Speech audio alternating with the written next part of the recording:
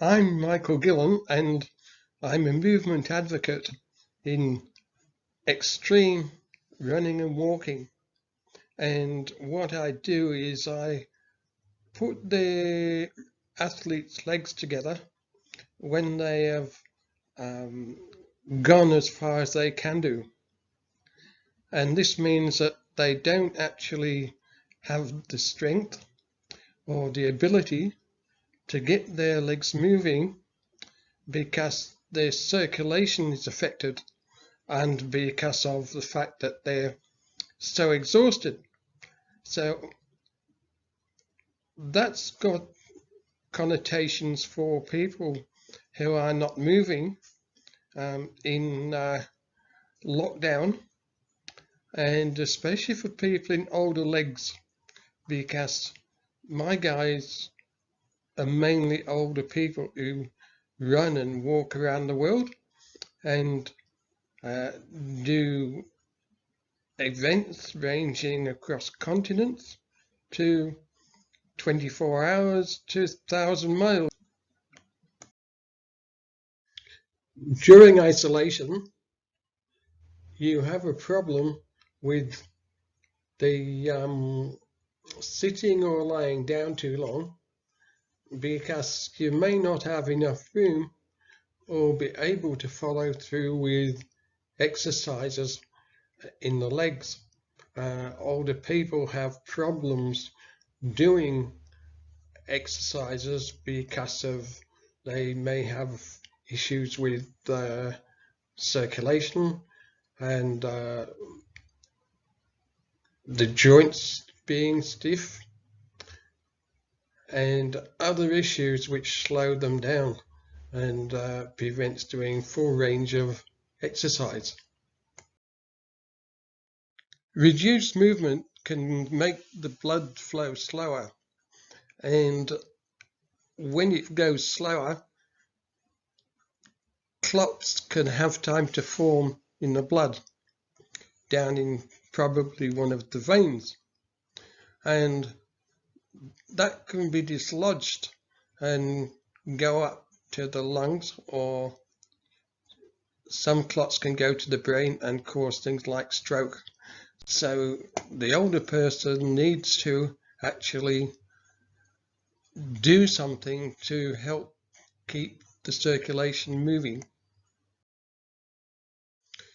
It's not necessarily the older people who get thrombosis.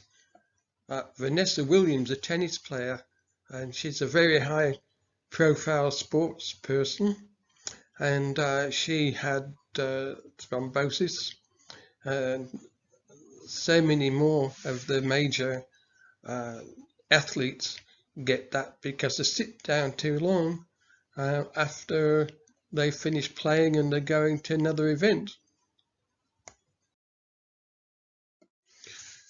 The body has so many systems that are involved in moving, and all it takes is one of them to stop working, and there's a flow-on effect that goes right across the rest of them, and so things start not to happen when that happens, and the separation of the systems that let the legs work start to separate because they're not being used.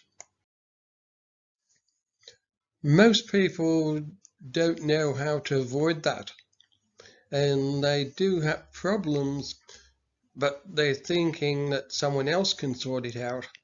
But when you're isolated, you are all by yourself, and you need something to start to break the chains using knowledge so you can get moving faster and keep the circulation flowing, and you can move without too many problems being caused by being isolated. The legs become non-functional because they're not working at their full capacity. They have problems being able to do something that they might normally do, and the longer you're isolated and not moving, the mobility restrictions may set in, and that will cause ongoing problems while you're isolated. Now, closing the gap helps leg health because it can get the legs moving again and keep them moving. Although exercise may be a problem for you in the room that you have, just using the hands and a bit of knowledge, and you can break the chains that are holding you back. Now, the idea is to bring order from chaos, and the chaos is where all the movement systems have become disjointed.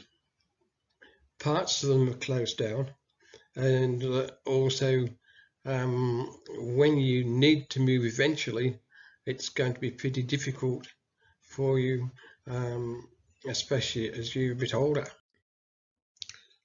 To help things along, I've included here some self-seated work just to show how easy it actually is to get things moving as far as the circulation and keeping the movement systems all together so that they will carry on working.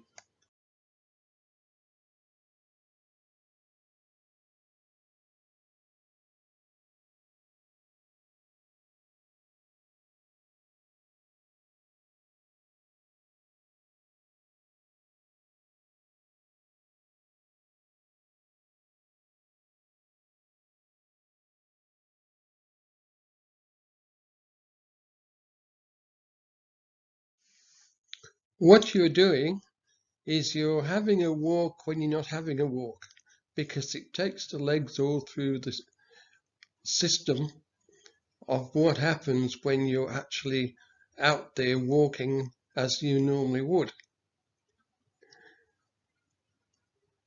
And so it keeps all the movement systems and starts to bring them back together again.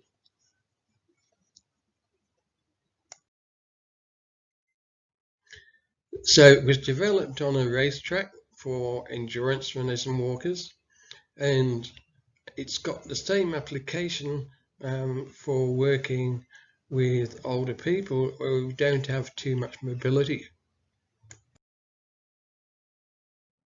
Now we've got a manual. If you go to the following website, and that is available there.